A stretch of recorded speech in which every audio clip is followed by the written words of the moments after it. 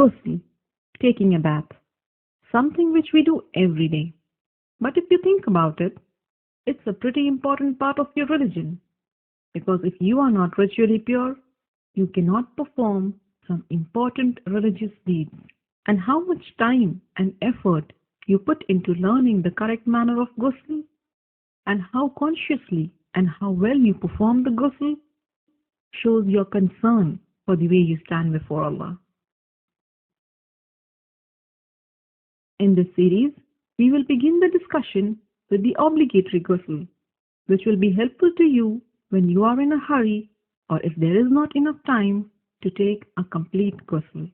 Next, I will take you step by step through the etiquettes of the complete ghusl, where we will discuss the sunnah acts of ghusl.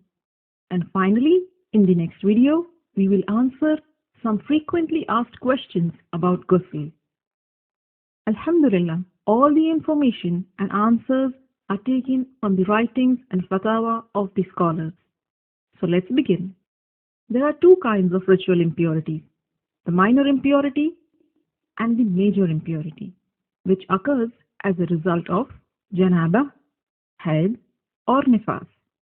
To achieve tahara from the minor impurity, you only need to renew your wudu, ablution, whereas in the case of major impurity, you need to take a ghusl.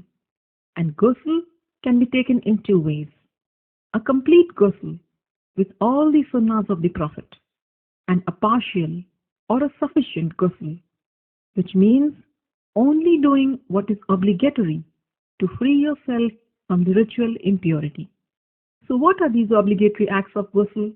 A beforehand niyyah, intention that you are taking this bath to purify yourself from the major ritual impurity, rinsing your mouth and nose, and letting water run over your entire body at least once.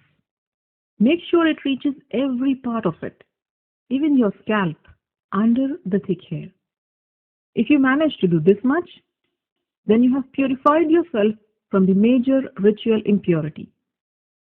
As for the complete ghusl, and this is the mustahab one, and it is how the Prophet ﷺ took a bath. And this is how you do it. Begin with an intention to purify yourself from the major impurity. Then say Bismillah. Wash your hands 3 times. Then with your left hand, wash your private parts and anywhere else that is contaminated with traces of impurity. Then make a complete wudu, just as you would for prayers. Then pour water over your head 3 times, rubbing and making sure that it thoroughly reaches your scalp. Some scholars said 3 times means once on the right, next on the left, and then in the center. And then pour water and wash the entire body, beginning with the right side, then the left, while rubbing it with your hands so that you are sure you haven't missed any part. So these are the etiquettes of the complete ghusl.